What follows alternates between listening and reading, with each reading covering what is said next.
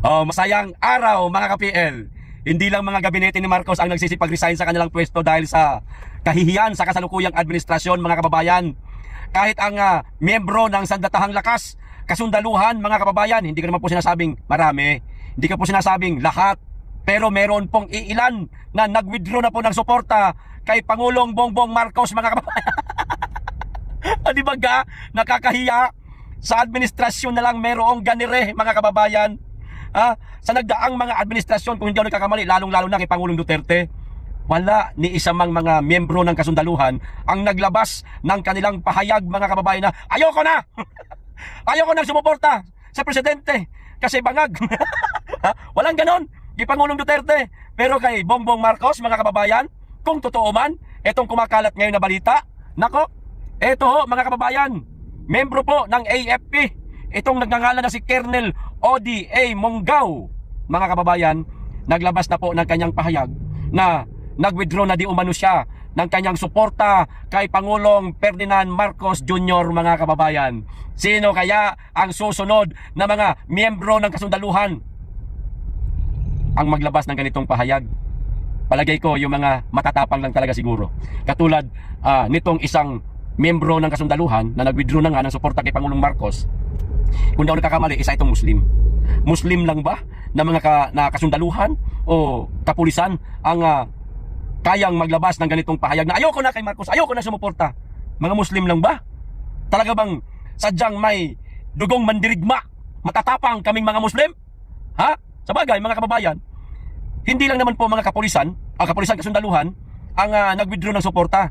Nung mga nakarang taon 2025, marami nga mga pulis ang nagsipag-resign na lang, pero wala silang sinasabi na withdrawal of support sila kay Marcos, pero nag-resign sa pagkapulis, umalis sa pagkapulis. Dahil siguro lang hindi na nila nagugustuhan ang pamumuno, lalong-lalo na itong administrasyon. O ito po, basahin natin ang sinabi nitong isang sundalo. Palagay ko, lihitimo ito mga kababayan, kasi ipinost po ito ni General Pokis, General Pokis, General Romeo Pokis, noong inaresto ng isang araw lang. Hindi niya po siguro ito ipopost kung hindi ito lehitimo at hindi niya po ni-research, pinagtanong-tanong kung legit ito. Ipinost niya na. So legit siguro ito mga kababayan. O ito po, ang sabi, ipakita ko muna sa inyo itsura nitong matapang na sundalo. Merong prinsipyo, merong tunay na pagmamahal sa bayan, hindi katulad ng iba dyan. Tahimik, duwag, takot, mawalaan ng bahaw yung kanilang kaldero. Bahaw lang naman talaga, kasi parang bahaw lang pinapakain ng ating presidente sa ating mga kasundaluhan. Ginagawa nga lang minsan tuta yung mga yan kawawa, nagsipag-aral ilang taon tapos ganyan lang, gagawin lang aso ng mga politiko. O yan yung itsura, ayan, ng sundalo na nag-withdraw na ng suporta kay Marcos. O AFP Colonel publicly withdraws support from President Marcos, maliwanag. O ito yung mismo sinabi niya. Assalamualaikum warahmatullahi ta'ala wabarakatuh. May the peace, blessings and mercy of God be upon us all. Effective today, February 9, January 2026, ay Colonel O.D.A. Monggao na merong siya mga kababayan, na meron siyang serial number yata ito, 0-1093 Infantry MNSA Philippine Army, itong PA Philippine Army ho yan, is withdrawing my personal support to our President and Commander-in-Chief Ferdinand Bongbong Marcos Jr. Naku po, patalagang padiin, Jr. Yung kita nyo na Ferdinand Bongbong Marcos Jr. Ito na, sinabi niya, malupit. Sobra na, tama na. The Filipino people is worth fighting for, mabuhay. Kita nyo na mga kababayan. Buti pa itong kapatid na Muslim na isang sundalo, naglakas ng loob, buo ang tapang na maglabas ng kanyang pahayag na ayoko na. Tama na, sobra na. Ayoko na suportahan si Pangulong Marcos. Pero yung nasa higher rank, yung mga general, wala akong binabanggit na pangalan Tandaan nyo, wala akong binabanggit na pangalan.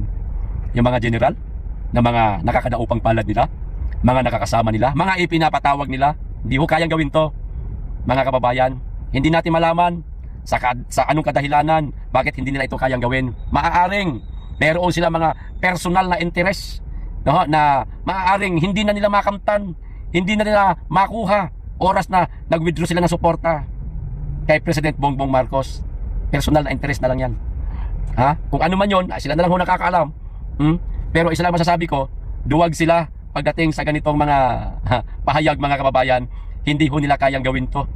Sir, Colonel Odi A. Munggao, saludo po ako sa katapangan mo, sir. Ito ang tunay na tapang. Ang tapang kasi hindi sa pakikipagdigma lamang kundi pagpapahayag ng inyong saloobin. Lalong-lalo na, presidente pati, ang tila binangga niya. Di ba? Hindi naman vice presidente, hindi naman mga senador, kundi presidente talaga, mismo ang binangga niya.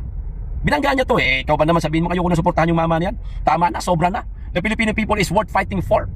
Yan, mabigat yan mga kababayan. Ang tanong, sino kaya ang susunod? Iilan pa kaya na mga kasundaluhan ang maglabas ng ganiring mga pahayag mga kababayan? Meron kaya silang lakas ng loob? O mga duwag sila? Di ba? Nagtatanong lang po. Mga duwag sila pagdating sa ganitong mga pahayag mga kababayan. Ang pagkikipaglaban naman kasi para sa akin, hindi lang ang pagkikipaglaban sa mga kumakalaban sa ating bansa, mga kumakalaban sa gobyerno. Hindi lang yun Ang pagkikipaglaban, no, para sa bayan at lalong-lalo na sa kaban ng bayan ay higit na mas mahalaga kaysa pakikipaglaban, pakikipagdigma sa kung sino mang mga bansa ang nagnanais na digmain tayo. Ito ang nakikita kong tunay na laban. Kasi kung magkikipagdigma tayo, wala talaga tayong kaya. Wala tayong mga mabibigat na mga kagamitang pangdigma para ipantapat natin sa mga bansang nais tayong digmain. Pero ito ang tunay na digma mga kababayan, pakikipagdigma, pakikipaglaban. Inang bayan, ang kanyang pinoprotektahan, ang kanyang pinaglalaban, at kaban ng bayan, higit sa lahat, tayong mga kababayan niya. Saludo po ako sa iyo, Sir Colonel Odi A. Munggao. Saludo po ako sa inyong katapangan, sa inyong tunay na pagmamahal sa ating bayan, at sa mamamayan na handa mong paglingkuran anumang araw kung sakasakali na mayroong nagnanais na mag-api sa ating inang bayan at pagnakawan ubusin ang kaban ng bayan. Saludo po ako sa iyo, sir. Sana marami pa pong mga kasundaluhan ang magiging kagaya ho ninyo. Maglakas loob na magsabi na magwi-withdraw na sila ng kanilang suporta kasi hudang ang magiging kapalit ay ang kanilang karir o ang kanilang serbisyo. Siyempre kung wala na trabaho, halimbawa tatanggalin pag-iinitan, mawawalan na po ng sweldo, baka hindi pa po bigyan ng mga benepisyo. Tunay na pakikipaglaban. Hayaan niyo po, sir, kung mangyari man sa inyo yan, yung ganyang mga posibleng mangyari na tanggalan kayo ng mga benepisyo, hindi lang naman po siya magiging presidente ng Pilipinas. Marami pa po ang magiging presidente ng Pilipinas na maaaring makapagbibigay po sa inyo ng kaunting tulong, lalong-lalo na pag si Inday Sara na ang naging presidente. Di po ba? Malay lang naman natin, baka mayroong maibibigay na maganda ang ating pangalawang Pangulo sa kanya, mga kababayan. Okay, sir, uulitin ko po. Saludo po ako sa inyong katapangan. Maraming salamat po sa pagmamahal niyo po sa ating inang bayan. Pagmamahal niyo po sa kaban ng bayan, sa mga mamamayan. At hindi niyo na minamahal ang presidente. Hindi niyo na sinusuportahan. Ayos, ito pa isang balita mga kababayan. Pumalag po mga kababayan si Auntie Claire kay Den Chase. Na itong si Den Chase, kung hindi ako nakakamali, sandali na hindi ko pa ma-open tong nawala na yata ako ng connection, wala na yata akong data, patay tayo dyan, no? Etong si Den Chase, mga kababayan, ako po, nawalan pa yata ako ng connection, ito na, mahina lang talaga, ito na, pasensya na po Etong si Den Chase kasi, noong mga nakaraang taon, Desyembre o Nobyembre yata yun, meron siyang mga sinabi na ito di umanong si Bongbong Marcos, no? At saka yung kanyang may bahay na si Lisa, di umano nakikipag-chok-chakan mga kababayan, ayusin ko lang nakikipag-chok-chakan, at di umano itong si Bongbong Marcos nalovey mga kababayan, nalovey. Malaki nga daw, hindi nga daw niya kaya, masyadong malaki daw Masyado daw, sige lilinawin ko. Masyado daw malaki ang nuts para ipasok sa kanyang wet packs. So sa madaling salita, parang pinapalabas nitong si Den Chase mga kababayan na si Mr. President ganon. Sinong matinong lalaki magpapasaksak ng nuts sa kanyang wet packs? Kung straight lalaki siya, kung tunay siyang lalaki, di ba kayo wala? Lalaking itsura tapos nagpapasaksak ka ng talong dyan sa wet packs mo, ano ka? Dalawa lang yan, pwedeng dalawa ang gusto mo sa buhay, nuts at saka latfy. O di kaya straight na na malambot ang puso mo, pusong mamon ka. Eto po, pumalag si Auntie Claire. Hindi daw bakla si Mr. President. Yung basahin ko. Jose Claire Castro, pinasinungalingan ang paratang na bakla ang Pangulo. Ano tawag doon, Auntie Claire? Meron daw video di ba? Kita pa nga yung Ina Magenta yung ganire. Kita nga sa litrato Sabagay, pwede naman palusutan niya mga kababayan, sabihin nila AI lang yan, hindi yan totoo, gawa-gawa lang yan. Lagi na lang tayong AI, hindi na tayo nagbira. Itong AI minsan nakakasira ito na. Ito sabi niya, mariing pinasinungalingan ng Malacanang ang mga bagong paratang laban kay Pangulong Ferdinand Marcos Jr. at First Lady Lisa Araneta Marcos kaugnay ng expose ng American-based vlogger na si Den Chase na nagbunyag umano ng isang lalaking sinasabing kinontrata upang tirahin ang Pangulo. Tirahin, lilinawin ko, baka mamaya misinterpret nitong mga buang na ito. Sabihin kung anong tira na naman na sasabihin. Tirahin sa wetpacks. Yan, maliwanag. Tirahin sa wetpacks. Ayon kay Palace Press Officer Claire Castro, malinaw na walang ebidensya ang mga aligasyong kumakalat online at bahagi lamang ito ng sinasadyang panirira sa Pangulo at sa unang ginang. Claire Castro, meron niyang video Den Chase, paninira lang daw ang ginagawa mo. Hindi daw totoo. Sinungaling ka, fake news ka daw, Den Chase. Papaano yan? Hinahamon ka ni Auntie Claire. Ilabas nyo na ang video. Ilabas nyo na. Pinagsabihan na kayong fake news. Pinagsabihan na kayong hindi totoo. Sinungaling, mawawala ang inyong credibility pagdating sa vlogging kung hindi ninyo tatapatan itong sinasabi ni Claring. Ano ba sabi ni Claring? Fake news daw kayo, hindi daw totoo, paninira lang daw yan. Ala, hinahamon kayo. Ilabas nyo na yung video para wag mawala ang inyong credibility. Sinisira ni Auntie Claire ang inyong kredibilidad. Papayag kayo na sirain ng isang asong ulol kung maituturing, itong babaeng ito ng ating mga kababayan. Yan naturing sa kanya ng ating mga kababayan. Asong julol na daw yung babae na yan. Papayag kayo na sirain ang inyong kredibilidad na ako mismo, Den Chase, sir, mas naniniwala ako sa mga sinasabi mo. Dahil hindi ka makapangyarihang tao. Simpleng mamamayan ka lang rin. Nga lang, nasa Amerika ka. Pero naglakas loob ka na isiwalat yung mga nalalaman mo. Ang tapang mo. Nilabas mo sa social media, sinabi mo sa social media ang mga nalalaman mo. Kaya naniniwala ako sa iyo. Dahil talagang ginamit mo ng wasto yung tapang mo para sa pagsisiwalat ng katotohanan. Ilabas nyo na ang video. Rumors concerning President Marcos Jr. and April Lisa are being spread to harm their character and integrity, pahayag ni Castro. Ipinapakalat ang mga chismates laban kina Pangulong Marcos Jr. at First Lady Lisa upang sirain ang kanilang pagkatao at integridad. Paano ba yan? Sinisira mo lang daw. Den Chase, ilabas mo na ang video. Ilabas na yan. Ilabas ang video. Ilabas na yan. Dagdag pa niya, nagiging madali ang pagpapakalat ng ganitong uri ng kasinungalingan dahil wala umanong konkretong patunay ang mga akusasyon. Kita nyo na? Wala daw konkretong patunay. Nasaan? Den Chase, konkretong patunay po ang hinahanap ni Claring. Ipakita nyo na, ilabas nyo na para matahimik ang bibig ng babae na yan. Ako, hinahamon na talaga kayo. Huwag kayong papayag na hamun-hamunin kayo ng isang itinuturing na asong julol ng ating mga kababayan. Ito pa, in the absence of evidence, anyone may spread falsehood, to promote a politician or to troll for a fee. Ani Castro, bayaran daw kayo. Den Chase, bayaran daw ikaw. Troll ka daw, bayaran ka daw. Kaya mo lang daw ipinapakalat yan dahil sa kapalit na salapi. Naku, papayag ka niyan, Den Chase. Den Chase, bayaran ka daw. Paano ba yan? Hinahamon ka talaga, ilabas mo na ang ebidensya. Sa kawalan ng ebidensya, kahit sino ay maaari magpakalat ng kasinungalingan para iangat ang isang politiko. Manira, kapalit ang bayad. Kita nyo na, tinagalog ko pa. Binigyan din ng palasyo na hindi lamang personal na reputasyon ang nasisira sa ganitong disinformation, kundi pati ang mas malawak na interes ng bansa. Sinisira mo daw din, Chase, hindi lang si Marcos at si Lisa, kundi ang interes ng bansa. Hindi ba sira ang bansa? Mamaya may dadagdag ako. Tapusin ko lang to. Immediate action is necessary to address this falsehood which will affect not only victim or fake news but also our tourism and economy, giit ni Castro. Ulitin ko pa Tagalog. Kailangang may agarang aksyon laban sa mga kasinungalingang ito dahil hindi lamang ang mga biktima ng fake news ang apektado kundi pati ang turismo at ekonomiya ng bansa. Yan ang sabi ng Auntie Claire, mga kababayan. Den Chase, ulitin ko, hinahamon ka ni Auntie Claring. Hinahamon ka ni Auntie Claring. Huwag mo nang tagalan. Huwag mo nang tagalan. Ilabas mo na ang ebidensya sa lalong madaling panahon para hindi masira ang iyong kredibilidad pagdating sa vlogging, lalong-lalo na meron kang profesyon na iniingatan.